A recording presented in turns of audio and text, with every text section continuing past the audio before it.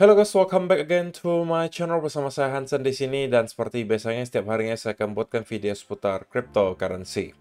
Apa kabar kalian hari ini semuanya? Semoga dalam keadaan yang baik-baik saja. Teman-teman, sesuai dengan ekspektasi kita di video kemarin, pada akhirnya Bitcoin juga kembali hit ke angka 100.000 dolar dan kemudian mendapatkan rejection dari area tersebut. Jadi dua senario yang kita telah bahas di video kemarin sepertinya telah play out, di mana saya sampaikan bahwa Bitcoin sepertinya akan nge-push dulu ke area 99 sampai 100.000 dolar dan dari sana kita akan ketemu dengan area major resistance. Dan itulah yang persis sedang kita lihat terjadi selama beberapa jam terakhir. So, di video hari ini, teman-teman, kita bakalan bahas kira-kira apa yang bisa kita expect berikutnya in terms of price action dan juga apa yang sedang terjadi di belakang layar. Jadi, pastikan kalian stay tune terus sampai akhir video. Nah, teman-teman, per hari ini kita melihat kripto total market cap kembali ke angka 3,49 triliun dolar atau naik sekitar 3,48%.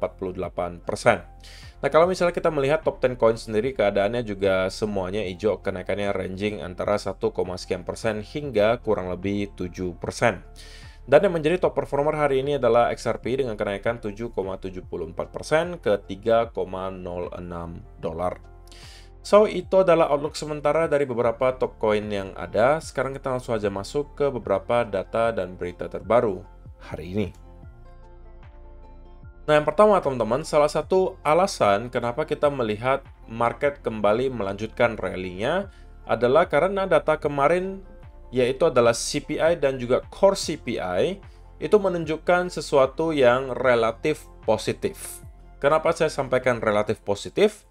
Karena meskipun CPI-nya itu mengalami peningkatan sesuai dengan ekspektasi, di mana naik dari 2,7 menjadi 2,9%, dan juga yang month on month, di mana ekspektasinya naik dari 0,3 menjadi 0,4, itu juga sesuai dengan ekspektasi. Tetapi yang menjadi perhatian mungkin adalah core CPI-nya. Di mana kalau kalian lihat core CPI year on year itu justru mengalami penurunan dari 3,3% menjadi 3,2, sedangkan yang month on month itu mengalami penurunan juga dari 0,3 menjadi 0,2%. Dan saya sampaikan di video kemarin, apabila kita bisa melihat CPI dan juga core CPI antara sesuai dengan ekspektasi atau lebih baik lagi, lebih rendah daripada ekspektasi, itu kemungkinan akan menghasilkan respons positif dari market. So, itulah yang kita lihat terjadi kemarin. Dan malam hari ini, kita juga akan kembali mendapatkan data yang tergolong high impact, yaitu adalah core retail sales dan juga ada initial jobless claim. Diikuti juga retail sales yang bakalan dirilis serentak di pukul 20.30 waktu Indonesia Barat. Ini kemungkinan akan saya bahas ketika nanti malam live streaming di channel Altcoin Indonesia. Jadi teman-teman pastikan tuning ke channel Altcoin Indonesia untuk ikutan live streaming kita nanti malam. Ya paling sekitaran jam 7 atau 7 lewat lah saya akan start untuk live streaming dan kita bakalan mantau bareng market dan melihat bagaimana reaksi market terhadap data yang nanti keluar. So, itu adalah hal pertama yang kemudian membuat market bereaksi positif, yaitu adalah data CPI kemarin yang relatif positif. Yang kedua, setelah kita berhasil menyentuh lagi area 100.000 dolar, kita tahu bahwa sekarang area likuidasi di area tersebut, kalau kalian lihat di sini, itu semuanya setelah terjemput. Oke, jadi bisa dikatakan bahwa ya sekarang area likuidasi yang berada di atas harga 100.000 untuk yang jumlahnya cukup besar, itu sekarang ada di sekitaran area 102.800 sampai 103.000. Jadi masih cukup jauh, kurang lebih terpaut 3.000 dolar dari harga sekarang. Tetapi, kalau misalnya kita lihat untuk likuidasi yang berada di bawah harga kita sekarang, itu cukup dekat, teman-teman. Berada di area range 98 sampai ke kurang lebih 97. Itu ada sebuah tumpukan, diikuti tumpukan berikutnya itu di sekitaran 96 sampai 95 ribu dolar. Dan perlu teman-teman ketahui bahwa area 100.000 tentunya merupakan area major resistance yang akan sangat menentukan juga pergerakan besar berikutnya untuk Bitcoin. Pertanyaan besarnya tentunya, apakah kita akan terlebih dahulu mendapatkan pullback, atau worst case-nya adalah kita kembali mendapatkan rejection, sell off, dan kemudian membentuk lower low baru, ataukah pada akhirnya kita akan berhasil untuk melakukan breakout. Nah, kita bakalan nanti coba bahas dari segi price action-nya. Dan juga, tentunya kalau misalnya kita melihat ada kenaikan yang lumayan signifikan terjadi ke Bitcoin, kita juga bisa expect pasti akan ada inflow terjadi di spot Bitcoin ETF. Dan kalau misalnya kalian perhatikan, data terbarunya menunjukkan bahwa ARK Invest itu kembali melakukan pembelian sebesar 1.380 Bitcoin. Sedangkan Fidelity itu melakukan pembelian yang masif banget hari ini sebesar 4.660 Bitcoin atau setengah miliar dolar. Bayangkan, itu adalah demand satu hari. Dan BlackRock, walaupun nggak gede-gede banget, tapi masih oke lah. Kita mendapatkan inflow sebesar 318 Bitcoin.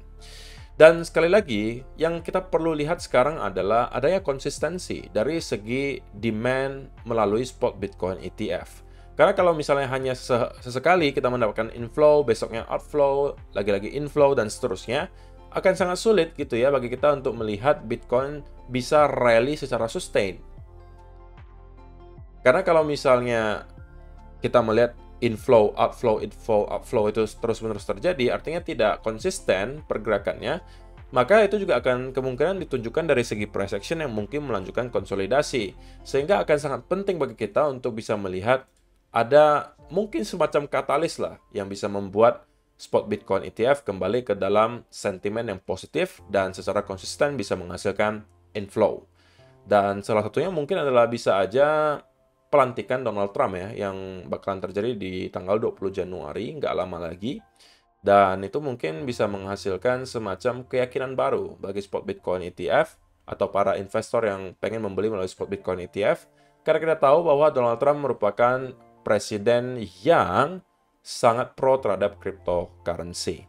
Jadi itu mungkin bisa menjadi salah satu alasan bagi para investor di luar sana untuk kembali start masuk ke Bitcoin ketika nanti Donald Trump mungkin telah melakukan beberapa hal yang dia janjikan yang juga berkaitan dengan cryptocurrency yang katanya dia akan lakukan segera ketika dia dilantik menjadi presiden. Jadi good times ahead, teman-teman. Be patient, itu adalah salah satu kunci untuk kalian bisa mendapatkan gains yang besar di cryptocurrency. So, apa yang terjadi di price action Bitcoin selama 24 jam terakhir? So far semuanya sesuai dengan apa yang kita expect, yaitu adalah Bitcoin meneruskan rally-nya sampai ke area 99, 100 ribu, dan dari sana kita kemungkinan akan mendapatkan semacam pullback. Dan dengan sangat jelas kalau teman-teman lihat di 1 hour chart, ada dua candle yang mencoba untuk bisa breakout di atas area trendline sekaligus area resistance ini, tetapi keduanya kemudian mendapatkan rejection yang sangat signifikan, menunjukkan bahwa masih terdapat selling pressure yang cukup besar di area tersebut, dan kita tahu bahwa terdapat banyak sekali tumpukan likuidasi yang berada di bawah area 98.500-an ini, teman-teman.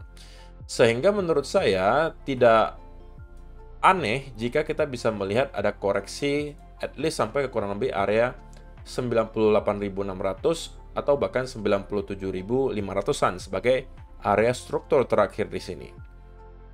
Oke, dan hal tersebut bisa langsung terjadi sekarang, atau market maker bisa sedikit nakal juga dengan mungkin membuat semacam fake out sedikit di atas $101.000, mungkin dengan tujuan untuk meliquid orang-orang yang sudah short di sini, diikuti memancing orang-orang untuk membeli, ya kan? Dan kemudian kita dibanting lagi dari sana. Nah, sebenarnya ini adalah skenario yang menurut saya lebih ideal untuk terjadi, teman-teman. Oke, dimana kita meliquid dulu orang-orang yang short cukup awal, kemudian kita banting lagi ke bawah. Dan kalau misalnya itu yang terjadi, saya mungkin akan mencari peluang untuk scalping short. Oke, dengan pattern yang terbentuk nantinya, misalnya contohnya yang terbentuk nanti adalah modelnya seperti ini. Dan kita kemudian breakdown di bawah trendline yang terbentuk, maka ini adalah trigger bagi saya untuk masuk dan menargetkan setidaknya mungkin sampai ke area 97.500-an. Kalau misalnya saya bisa mendapatkan setup dengan RR yang minimal 2 atau 3 banding 1, itu sudah cukup menurut saya. Dan saya targetkan ke kurang lebih 97.500, atau target terakhirnya bisa sampai ke kurang lebih area 96 atau bahkan 95.500-an. Nah, tentunya teman-teman, yang akan menentukan pergerakan besar berikutnya untuk Bitcoin, ini kan kalau yang kita bahas barusan ini adalah short term ya, pergerakan jangka pendek.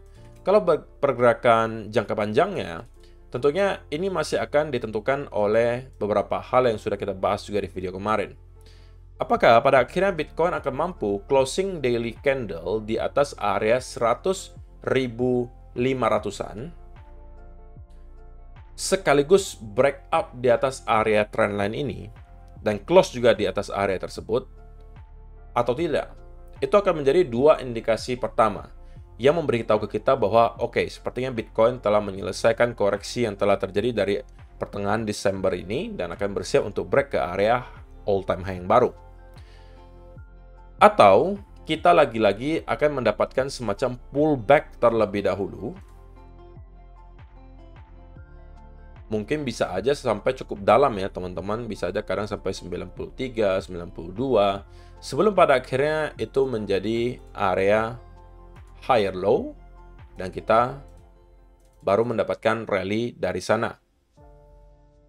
Worst case scenario, gitu ya, atau senario terburuknya, kita lagi-lagi bisa mendapatkan sell off sampai ke area lower low baru, dan barulah dari sana kita akan start untuk building momentum dan breakout ke area all time high yang baru.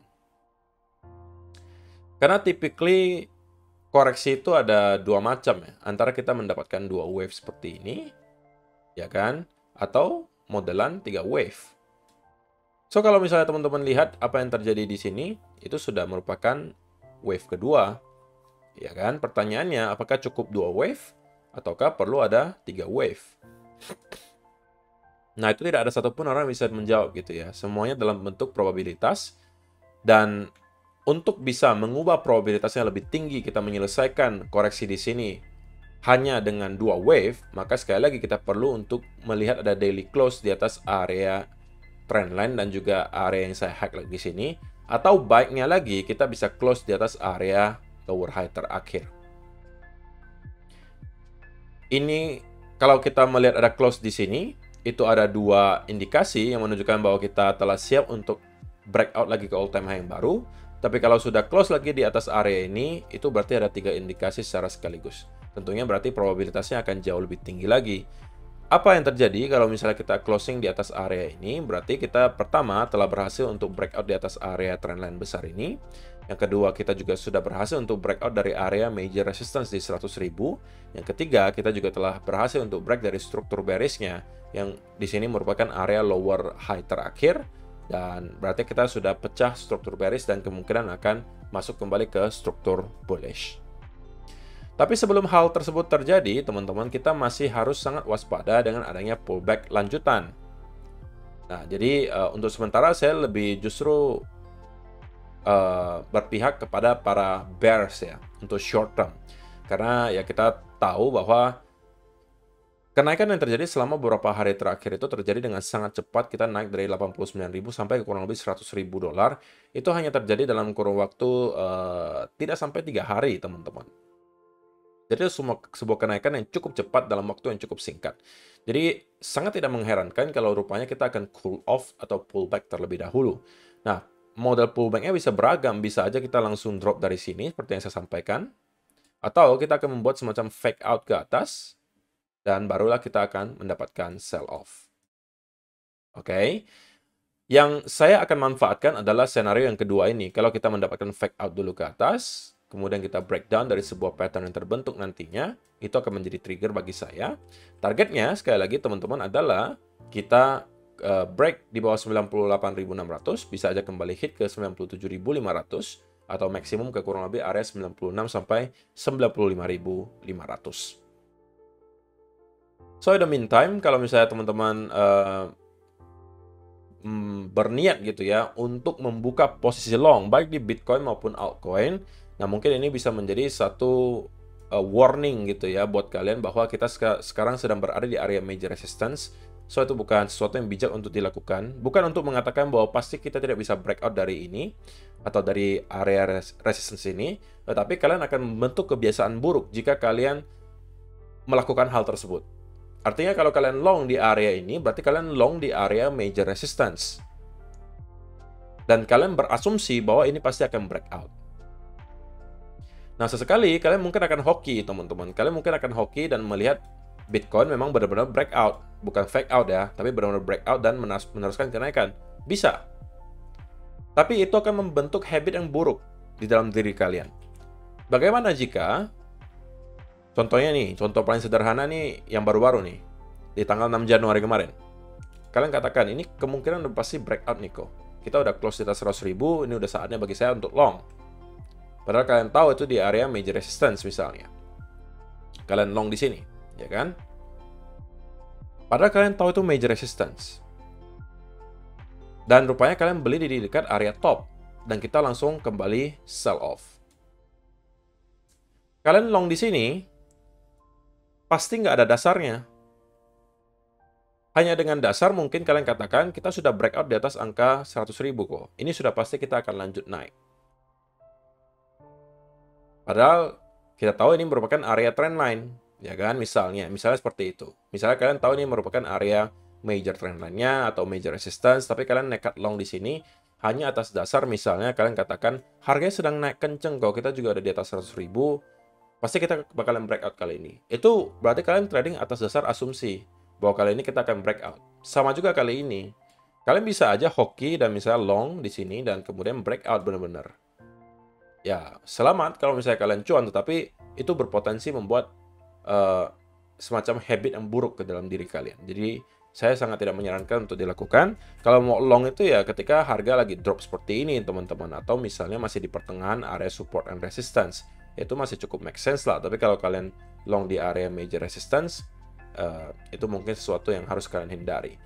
Jadi saya rasa itu aja sih teman-teman yang mau saya sampaikan di video hari ini. Pada kesimpulannya adalah kita sekarang berada di area major resistance. So, probabilitas yang lebih besar menurut saya sekarang kita akan mendapatkan pullback terlebih dahulu. Pullbacknya dalam bentuk apa? Bisa beragam, bisa sekarang kita langsung aja drop.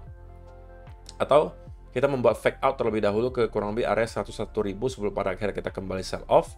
Itu bisa menjadi potensi, gitu ya. Dan kesimpulan ketiganya, pergerakan besar Bitcoin akan bergantung kepada pergerakan harga Bitcoin selama beberapa hari ke depan.